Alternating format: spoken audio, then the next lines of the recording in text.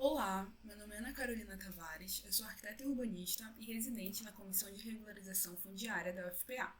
Nesse vídeo, a gente vai falar sobre mais um dos tópicos avançados em regularização fundiária urbana na Amazônia, sendo que o tópico que a gente vai tratar nesse vídeo são os procedimentos simplificados de REURB, que são REURB de parcelamento, condomínio prodiviso e REURB nominada. Bom, primeiramente, é preciso esclarecer que os procedimentos tratados aqui nesse vídeo não são modalidades de REURB.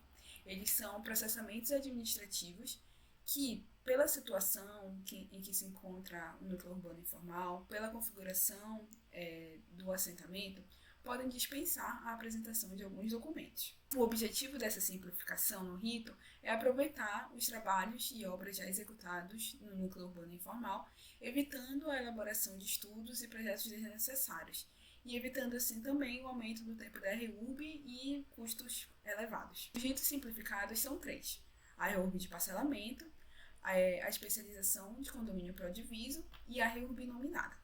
Todos esses procedimentos de regularização de parcelamento são previstos na Lei 3465 de 2017. Vale destacar que a especialização de condomínio prodiviso e a REURB nominada são processamentos administrativos que podem ser executados mesmo sem a instauração de REURB. No entanto, é só quando esses procedimentos são feitos em um processamento de REURB, ou seja, combinado com o disposto no artigo 30 da Lei 3465, que esses procedimentos podem utilizar as titulações exclusivas da REURB, como a legitimação fundiária e a legitimação de posse, além de poder utilizar também as flexibilizações registrais, bem como as regras de gratuidade no caso da área apresentar características de REURB-S. Bom, vamos falar primeiramente sobre a REURB de parcelamento. A REURB de parcelamento pode ser utilizada no caso de loteamentos já prontos e instalados, mas que não passaram por licenciamento urbanístico, ou que tenham sido licenciados, mas que não foram registrados em cartório. Em ambos os casos, a titulação fica prejudicada, já que as parcelas não podem ser registradas e, em casos de áreas privadas, os lotes nem sequer podem ser vendidos.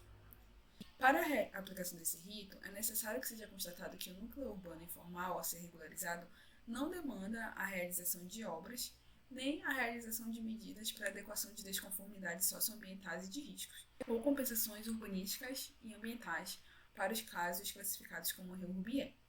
Portanto, aplica-se para os núcleos urbanos informais que necessitem exclusivamente de regularização de licenciamento ou registral, visando o registro do parcelamento e a expedição de títulos. A REURB de parcelamento é prevista no artigo 30 do Decreto 9.310 de 2018, no qual se afirma que na regularização de núcleo urbano informal que já possua a infraestrutura essencial implantada e para o qual não haja compensações urbanísticas ou ambientais ou outras obras e serviços a serem executados, fica dispensada a apresentação do cronograma físico e do termo de compromisso previstos nos incisos 9 e 10 do caput. Parágrafo 2º. Na hipótese a que se refere o parágrafo 1º, constará da CRF que o núcleo urbano regularizado já possui a infraestrutura essencial definida no parágrafo 1º do artigo 31 deste decreto e que não existem compensações urbanísticas ou ambientais ou outras obras e serviços a serem executados. Note-se que, para realizar a REURB de parcelamento, é necessário atender a dois requisitos, que são, primeiro, possuir a infraestrutura essencial definida no parágrafo 1º do artigo 31 do Decreto 9.310 de 2018 e 2. Não haver compensações a serem feitas. Assim, para que não haja compensações a serem feitas, é preciso que o loteamento tenha seguido as disposições da Lei 6766 de 1979, que trata sobre o parcelamento do solo urbano. Caso esses requisitos não sejam cumpridos, não poderá se proceder à REURB de parcelamento, sendo necessário realizar o rito ordinário da REURB. Esse quadro mostrado aqui na apresentação sistematiza esses requisitos. O primeiro deles é a existência de infraestrutura essencial definida no Decreto 9.310 de 2018, que define que essa infraestrutura essencial é sistema de abastecimento de água potável coletivo ou individual, sistema de coleta e tratamento de esgotamento sanitário coletivo ou individual, rede de energia elétrica domiciliar e soluções de drenagem, quando necessárias. O segundo requisito é que seja dispensável realizar compensações urbanísticas ou ambientais. Para isso, é necessário seguir as disposições da Lei 6766 de 1979, que são as seguintes. O assentamento deve estar localizado em zonas urbanas, de expansão urbana ou de urbanização específica. Ele não pode estar localizado em terrenos alagadiços e sujeitos a inundações, terrenos que tenham sido aterrados com material nocivo à saúde pública, terrenos com declividade igual ou superior a 30%, terreno onde as condições geológicas não aconselham a edificação e áreas de preservação ecológica ou aquelas onde a poluição impeça condições sanitárias suportáveis. Além disso, as áreas públicas devem ser proporcionais à densidade de ocupação previstas pelo plano diretor.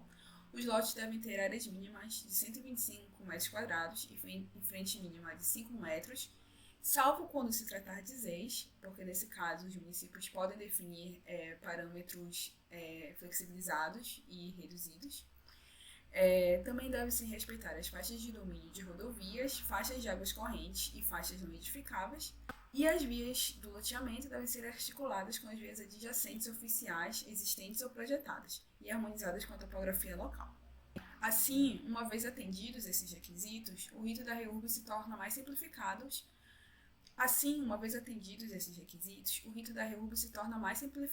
pois passam a ser dispensados alguns documentos, como mostra o quadro a seguir. Bom, o conteúdo do projeto de regularização fundiária ordinário deve apresentar: primeiro, levantamento planimétrico e cadastral com georreferenciamento. Segundo, planta do perímetro do núcleo urbano informal. Terceiro, estudo preliminar das desconformidades e das situações jurídicas, urbanísticas e ambientais. Quarto, projeto urbanístico. Quinto, memorial descritivo. Sexto, propostas de soluções para questões ambientais, urbanísticas e de reassentamento dos ocupantes. Sétimo, estudo técnico para situações de risco. Oitavo, estudo técnico ambiental, quando for o caso. Nono, cronograma físico de serviços e implantação de obras de infraestrutura essencial, compensações urbanísticas, ambientais e outras. E décimo, termo de compromisso a ser assinado pelos responsáveis públicos ou privados, para cumprimento do cronograma físico. No conteúdo do projeto de regularização fundiária pré-REURB de parcelamento, alguns desses itens que são previstos para o rito ordinário ficam dispensados. Assim, passa a ser necessário apresentar apenas o levantamento planimétrico e cadastral com georreferenciamento. Segundo, planta do perímetro do núcleo urbano informal com demonstração das matrículas. Terceiro, estudo preliminar das desconformidades e da situação jurídica, urbanística e ambiental. Quarto, projeto urbanístico. E quinto, memorial descritivo. É importante destacar que o estudo preliminar a ser apresentado na REURB de parcelamento deve comprovar que não existem desconformidades urbanísticas e ambientais a serem resolvidas, ou seja, que o núcleo urbano informal já dispõe de infraestrutura urbana essencial e não exige obras de melhorias, restando apenas a desconformidade registral e jurídica. Já o projeto urbanístico apresentado deve ser o projeto pré-existente, desde que ele já tenha sido aprovado pela prefeitura e implantado, ou que possa sofrer processo de validação no momento do processamento da REURB de parcelamento. Aqui a gente tem um exemplo de planta de levantamento planimétrico cadastral que deve ser apresentado ao cartório. Aqui a gente tem aquela mesma planta com a demonstração das matrículas fundiárias que incidem sobre o assentamento.